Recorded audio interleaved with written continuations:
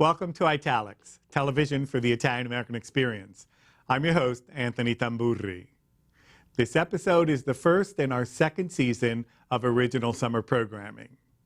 On this episode of Italics, Angelina Fiordellisi recounts the history of the famed Cherry Lane Theater on the occasion of its 90th anniversary. Dr. Stacy De-Lin of Planned Parenthood brings us up to date on women's reproductive health rights. And Chef Raffaele Ronca of Raffele restaurant prepares some fresh summer dishes that make us feel like we're in Italy.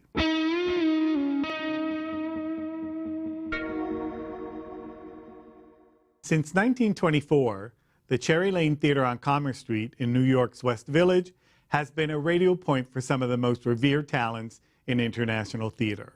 Founder and artistic director of the multiple award-winning theater, Angelina Fiordellisi, invites Italics to the theater to recount the Cherry Lane's 90 years. We're not only here on the occasion of the 90th anniversary of the theater, but also to celebrate your place in the history of this theater, which is not important only theatrically, but generally in history. Tell us a little bit about the theater's rich annals. In 1924, a group of theater artists that broke off from the Provincetown Playhouse turned a box factory into the Cherry Lane Playhouse. And it's been the home of some of the most groundbreaking experiments in the American theater. Primarily, the off-Broadway downtown theater movement took root here. And always with the idea of launching new work, launching new talent. So it's always had that type of reputation. F. Scott Fitzgerald, the vegetable, William H. Auden, the poet, had a play here. You know, the 60s here were fascinating. This is where Edward Albee, Clinton Wilder, and Richard Barr formed a program called the Playwright Series, where they gave opportunities to emerging playwrights to produce their work. So that was the inspiration for my Mentor Project program. The Mentor Project combined several ideas. I wanted to have a new playwriting program that extended over a year's time, where they started with a playwright who would just come and talk to the board and read the play out loud, the playwright themselves. And a number of the board members were writers, novelists, playwrights, television writers, film writers. And something about that process of a writer talking to a writer makes a huge difference, because they understand the process in a way that no one else does. But not only did we develop the plays, but we also promised to produce the plays to culminate at the end of the program with a production. Which is very unique. Like that never happened. That had never happened before. And we kind of transformed this space to be the birthing room for new American plays and to explore ideas, like a sanctuary for ideas. What happened with Mentor Project, back when we started it, there were mostly men being submitted. Men's plays were being submitted, and very few women, and very few writers of color. So I grew concerned about that, and those that were submitted had obviously a lot less experience as writers. So I wanted to create a program that specifically addressed women playwrights, because I thought, let's create opportunities for women. And then I also created a program celebrating Black playwrights, because I wanted to celebrate African American experience, because the immigrant experience is so much a part of my life and so much a part of the plays that I decide to produce on the main stage. I care about the immigrant story, and that's the next production in this space that I'm producing, is called To the Bone. And I'm also in a place where I'm handing over the Mentor Project to a young woman who has new ideas, who wants to breathe fresh life into the program. As I do less in the theater, step away from producing, I want to do some teaching. I do have something to give to these young people from my experience, which is a little bit different. Talk about how your upbringing has affected your consciousness of immigrants and their what they go through. Both my parents were born in Baiano, Italy, in the province of Avellino, which is in the Campania region outside of Naples. Italian was my first language because that's what we spoke in What the type household. of Italian? With the Neapolitan dialect. Ma dillo in italiano, dillo in Sì, napoletano. sì, Madonna mia. There was a lot of that, you know. My mother encountered a lot of prejudice because she spoke with a broken English. She volunteered in the school district to serve the lunches, and the women there were very mean to her and dismissing her and looking down on her. So that's kind of the beginning of my understanding of prejudice and what it meant. So that was always a part of who I am, you know, as a person. Valentina Fratti, who will be directing a play with Joe Pintauros. Yes. That you will be in. He wrote this play, Snow Orchid.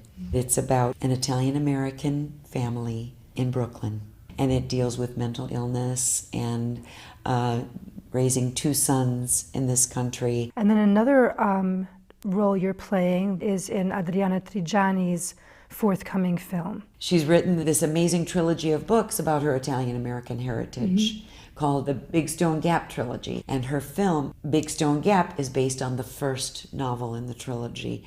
And she has engaged me as the mother. And Ashley Judd plays my daughter. Congratulations on the 90 years. Yes! And wishing another 90 and another 90 and another 90 to this theater. Thank you so much. Thank you, Bella. Thank you, grazie. Oh, mi fa tanto piacere. Piacere mio. For more information, visit cherrylanetheater.org. Watch the full interview with Angelina Fiordellisi at youtube.com/italicstv. Women's reproductive health, along with other issues concerning the rights of women, has always been a battleground in this country and in the world. Today, we find ourselves increasingly on either side of the war on women, as it is a divisive issue depending on one's views of the role of women in our society. Some ineffectually neutral, as it is an issue about which many are kept in the dark or lean towards archaic reasoning. Joining us today in our studio is Dr. Stacy De-Lin, an associate director at Planned Parenthood of New York City, where she provides full-spectrum reproductive health care and family planning services.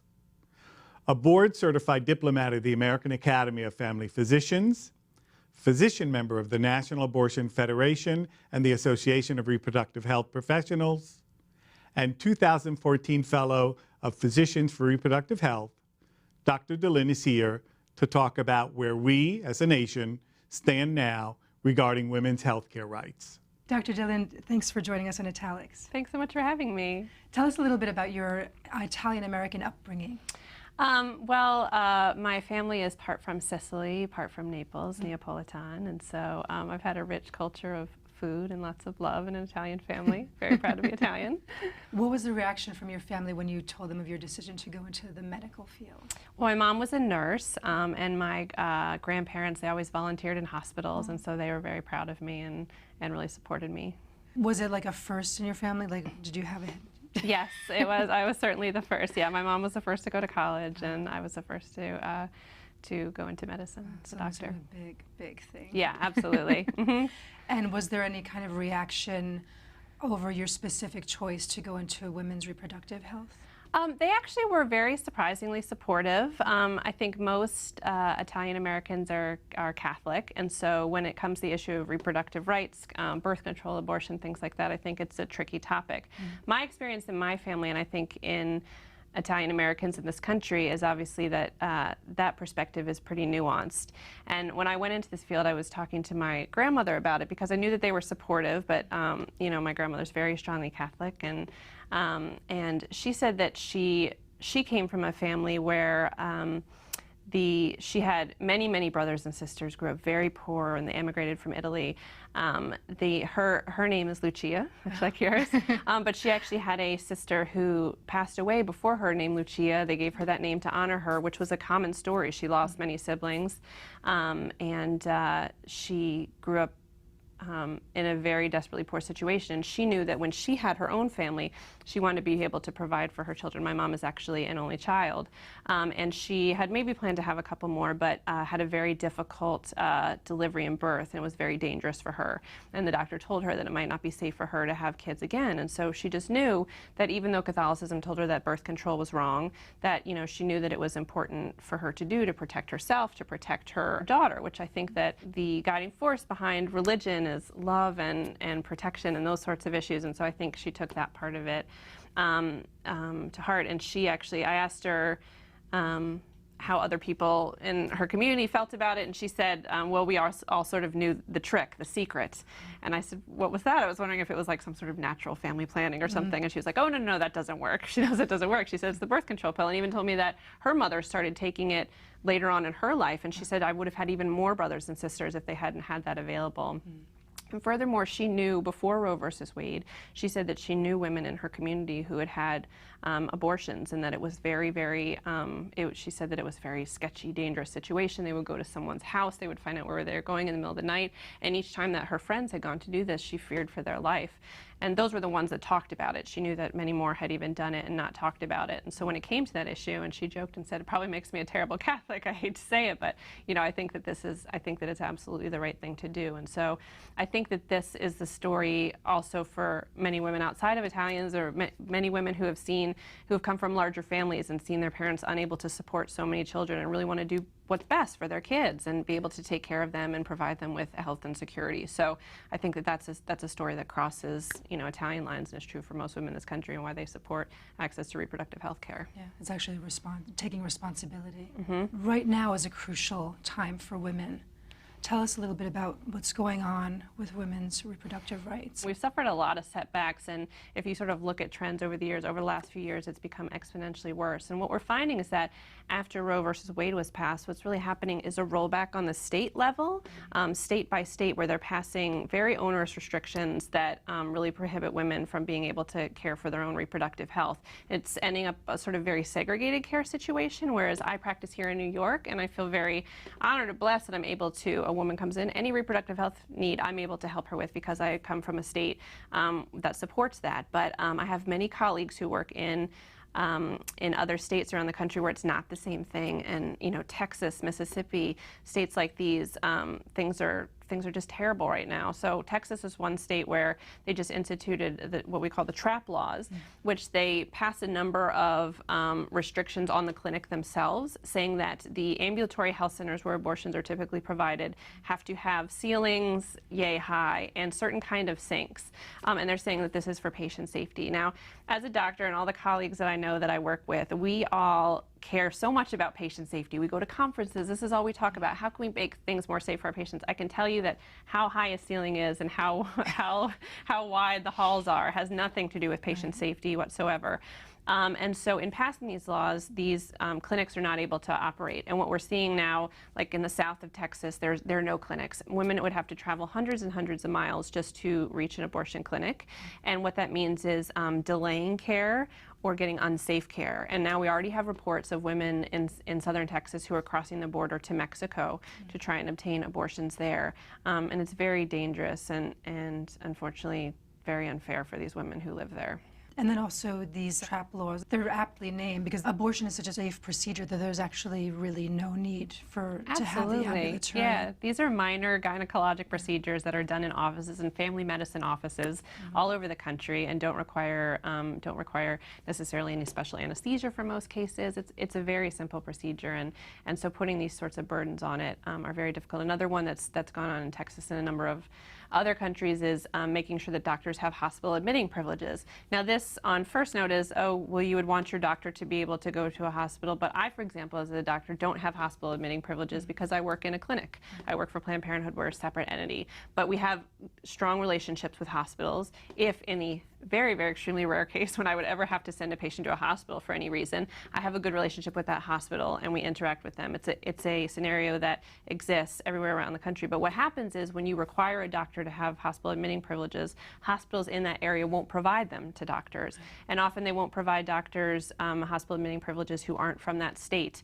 And many states don't even have doctors who are able to provide abortions. Many doctors aren't trained, other doctors won't do them. So there are lots of doctors who fly in to those areas to provide care, and hospitals just aren't providing those privileges. So the politicians who have pushed these through know this is what will happen, that doctors won't be able to get those admitting privileges, and so patients won't be able to receive care in those areas. And women's lives are in danger. Absolutely.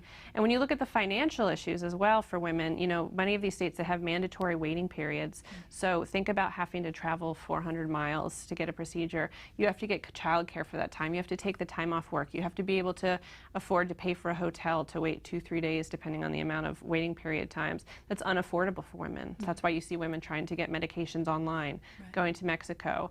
And so we're already starting to see those very dangerous practices that are coming in. And ultimately, this is a public health issue. I mean, women who don't want to be pregnant will find a way to not be pregnant. And so we, as doctors, our job is to be able to provide health care for women. And so, and I'm able to do it safely. Many doctors are able to do it safely. And I'm very tired of politicians getting in the way of my relationship with my patients. And the Supreme Court has a couple of things happening, the Hobby Lobby decision. Yeah. So, I mean, now we've gone beyond abortion, now we're even getting in the way of birth control, which is just an essential part of any women's health. You know, most women have used some form of birth control in their lives, and what we're seeing is with the Hobby Lobby decision was that it now makes it your boss's business what kind of birth control you take, and shouldn't be up to your boss. And so when you work for a company, you know, health benefits is part of something that you earn and you work for, and you deserve those health benefits. And so many of my patients would find the cost of birth control, you know, prohibitive. It can be up to $1,000 a year. $40 a month for somebody working on minimum wage is not enough money. And so women shouldn't have to choose between buying gas for their car or groceries and birth control. And so that's where this is really, really problematic and unfortunately inserts itself into a situation where it shouldn't be. It lends itself to kind of the foreclosure of a woman's life. Like, she's stuck either way. She's got to pay these exorbitant prices for birth control. She's working to, you know, keep herself autonomous, and then if she can't afford it and ends up pregnant, then her life is pretty much foreclosed because she's got Absolutely. And what this doesn't take into account is how often I prescribe birth control for things having nothing to do with actual reproduction. And that there's a number of medical conditions, things like painful periods, endometriosis, all the polycystic ovarian syndrome, women who need what we call birth control for purely medical reasons. You know, sometimes we use it in even very young pediatric patients with GYN issues that have nothing to do with that. And so that's not parsed out in this Hobby Lobby decision. It doesn't talk about that. So why should a patient who has a medical condition which requires birth control have to pay for it when someone else has another condition shouldn't? I mean, it's really unfair, and this is what happens when politicians try to get in between doctors and their patients. They make decisions that are not based on medicine whatsoever. And specifically in the Hobby Lobby case, where they talked about what they thought were medications that were abortifacients, things like IUDs, which absolutely are not, and no way are. And these are people who are not medical, trying to make medical decisions for patients. We need to leave these decisions up to women and their doctors. What we've had is nationally abortion's legal in this country, but we've had a rollback on the state level of individual rights, and which really leads to very, very segregated care. So what the Women's Health Protection Act does is stops that and passes a federal law that stops there from being this segregated care, stops the rollback of laws. I mean, some states have laws such as that you are forced to look at an ultrasound or listen to a fetal heartbeat. Other states have laws where doctors are required to read medical information that is false. Doctors are required to give medication doses to patients in the case of medication abortion, which is known to not be a safe dose, the safest dose that we've determined that is safe through research.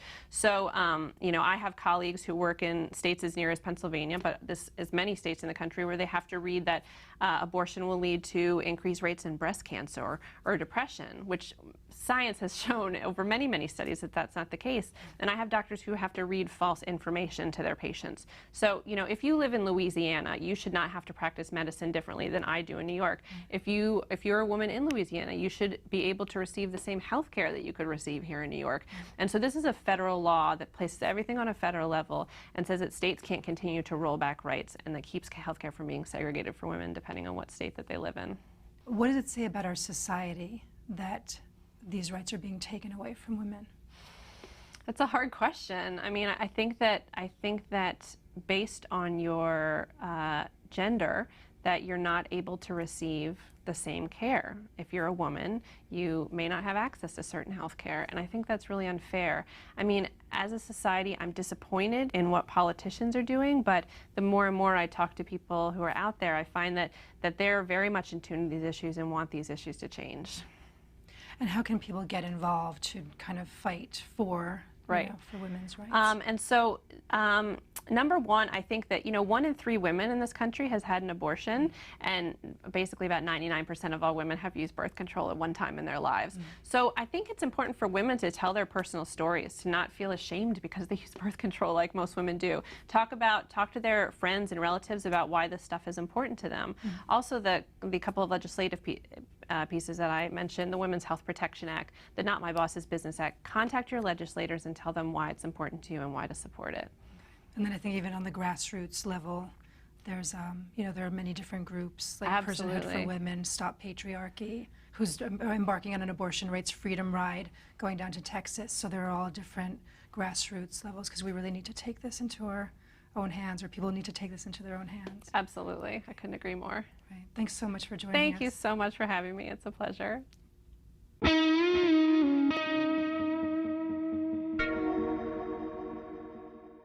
For those of us on staycations at home, Chef Raffaele Ronca shows us how to make garden-to-table recipes that bring us a bit of summertime in Italy.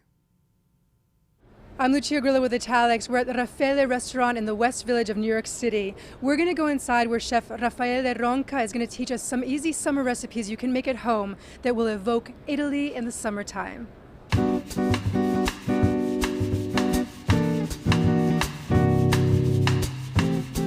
Buongiorno Lucia, come stai? Bene, tu come stai? Bene, grazie. Si va a cucinare? Sì, andiamo. Let's go cook. Let's go. Tell us a little bit about the restaurant. Like, how long has it been here? We opened this restaurant 2 years ago in June. The concept behind it is from the garden to your table. What I really wanted, there were so many Italian restaurants, but I could never get the real flavors of home.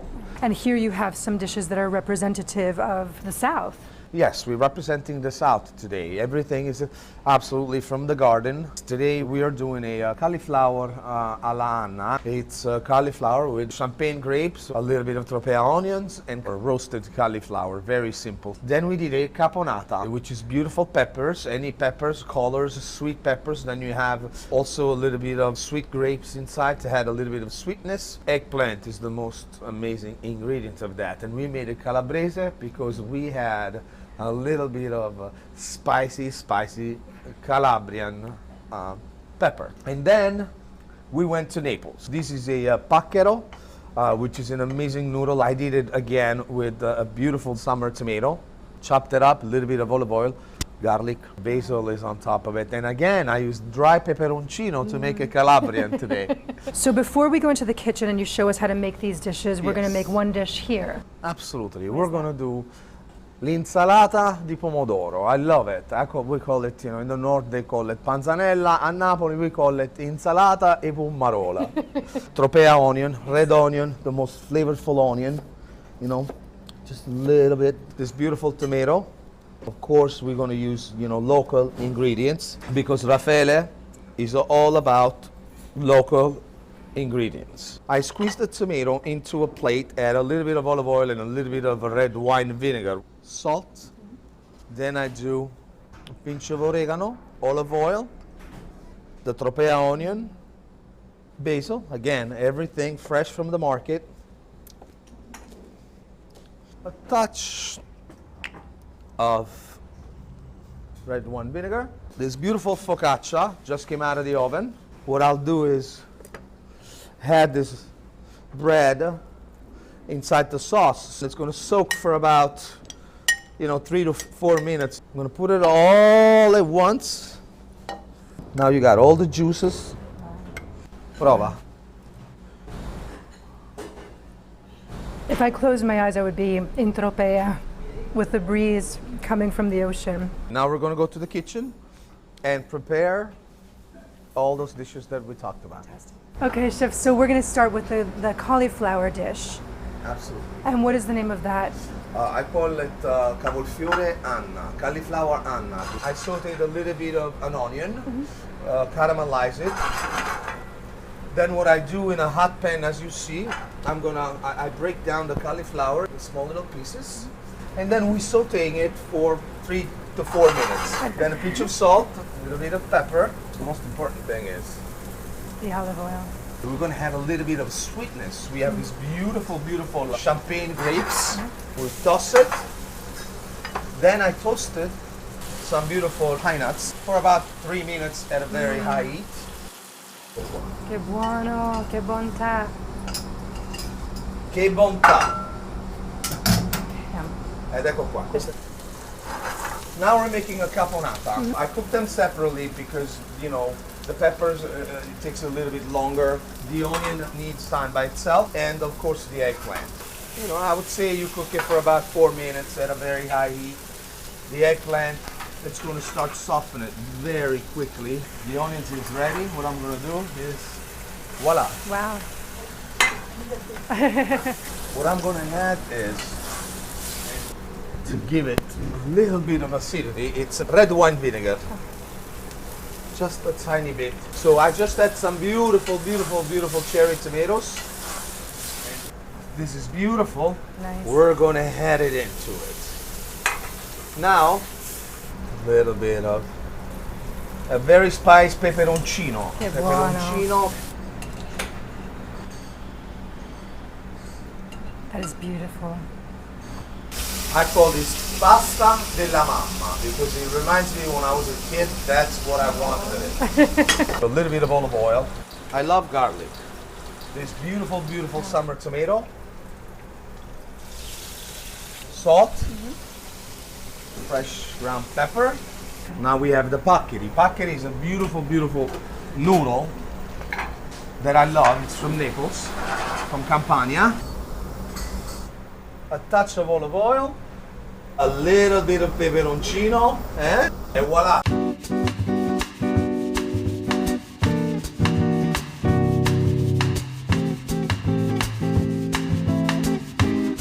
We're going to taste all the recipe that we made. We're going to start with the beautiful cauliflower. Ecco qua. Prima te. Grazie. Prima le belle signore. Thank you. Wow. Poi assaggiamo la pasta della mamma. Taking all the peperoncino Vai. to feed my Calabrian blood. Perfetto. And this is the way to eat. Yes, this is the way to eat. Vai.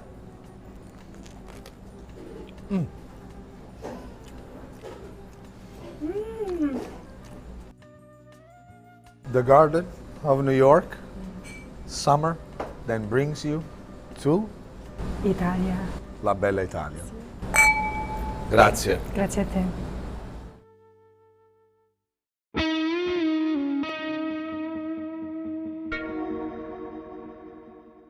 Thank you for tuning in to this episode of Italics. Tune in to our next episode of Italics, airing August 27th. Watch previous editions of Italics on CUNY.tv/show/Italics and web extras on our Italics YouTube channel, Italics TV. I'm Anthony Tamburri. Arrivederci alla prossima puntata.